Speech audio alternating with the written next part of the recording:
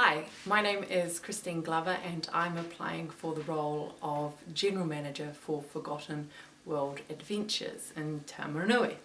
How exciting! So you posed the question, what makes me exceptional? And I've taken the week to think about really what that means to me without Googling it or anything and just coming up with my thoughts. And these are what they are. First of all, I take the path less trodden. What does that mean? Well, when I was leaving school and the majority of my schoolmates were going down to Otago to study, I decided to go to Lincoln and from Wellington originally, and went to Marsden, and what I did there was study tourism, marketing and sustainability. This was a degree that was the first of its kind, and I think it was like the second year that it had been established. So I set about doing something different. In addition to that, instead of going and doing my OE in London like most people did, I decided that I would sneakily apply for a role at Intrepid Travel and be one of 2 people of 120 people to get a role working as a tour leader there. I was 23 at the time and went to Thailand, which I had only been there for 2 weeks before. 6 months down the track, I really took stock of what I have done, and while I was there I was lucky enough to guide 12 people every couple of weeks or month around all different parts of Asia, including going to China, and I don't think many 23-year-olds would do that, so path less trodden. The second quality I think I possess that exceptional people do is that shared determination, that goal setting. I have that ability to stick with things once I have a goal and make sure that I finish it. Determination is the second quality that I think I possess, that all people that are exceptional possess. What does that mean? That I set goals and that I make sure that I stick with them and see them out and find success at the other end. One of the things that set me up for that was being a water polo player when I was a kid, but also I walked from Istanbul to Gallipoli 350 kilometres, which was roughly a marathon a day for 10 days, and that was to raise awareness for the RSA.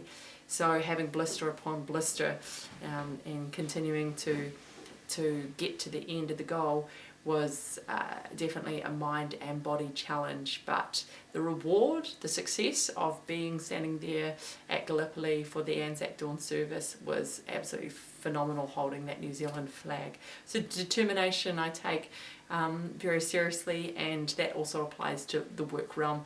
For example, just doing budgets and things like that and making sure that they all account or reconcile down to the last cent, and I can work with Xero or MYOB, whatever it takes. Communication is a very important skill for anyone that is exceptional. You need to be able to communicate what your vision is and then delegate resources to people and make sure things get done. That comes easy for me. I think that some of the skills I learnt that from, actually one of them is from my dad, who's one of those kind of likeable chaps that talks to everybody around, whether it be in the supermarket or whatnot. But communication was really important when I was working in Asia as a tour leader, because not always could we talk a common language, whether you're talking in Thai or Mandarin or whatnot, and had to use sign language and whatnot. Also at Air New Zealand, it was really important that we upheld the Air New Zealand brand values of welcome with a smile, etc.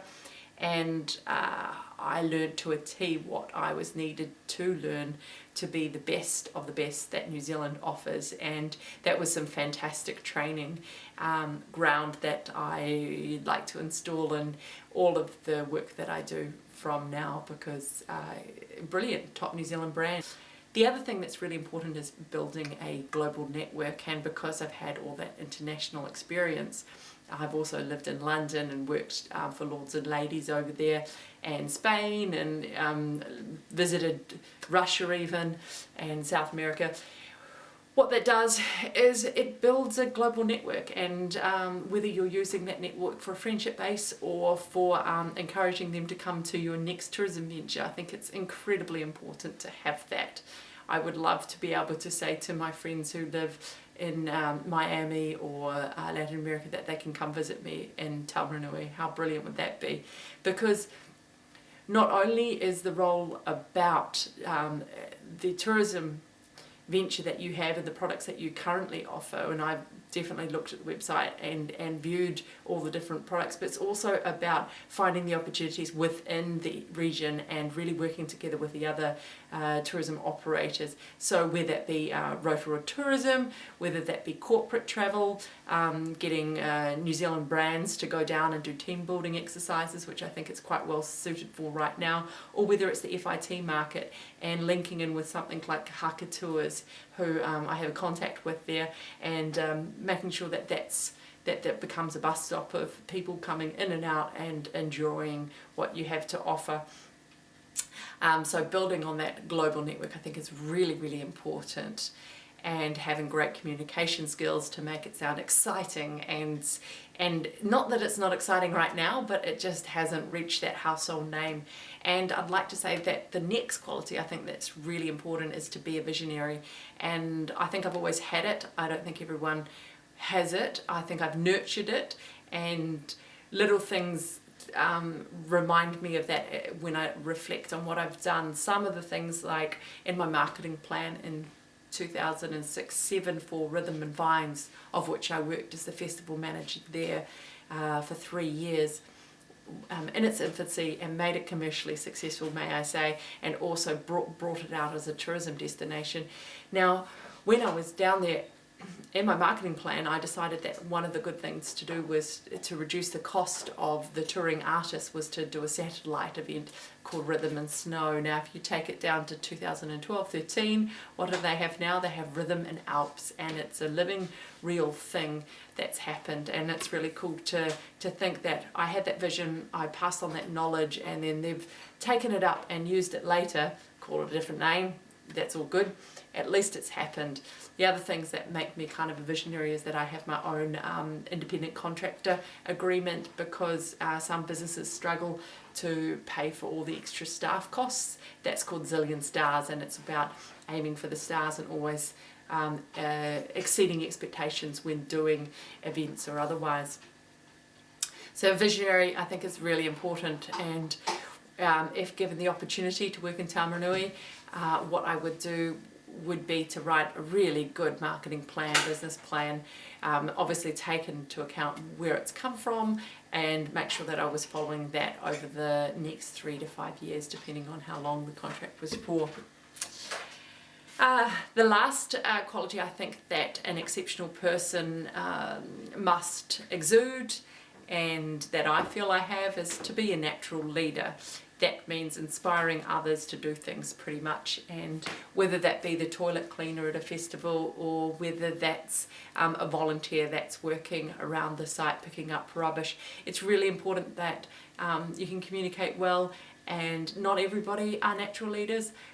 Certain people just, they gravitate to them because they're people persons, and I believe that that's what I have, and I would love to bring that to the table to Forgotton World Adventures, and to take on the role as the general manager.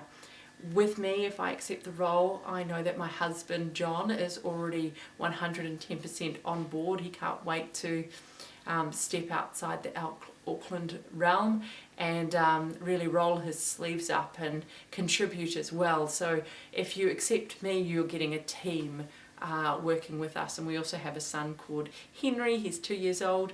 He's pretty busy, mind of his own, but he won't get in the way. He will add value, and we would really love to bring this opportunity to life and to make it more of a success than it already is, and really double or triple that revenue, so that everybody that's involved can really feel the difference. So please consider my application, Christine Glover, seriously. Look forward to hearing from you. God, thank you.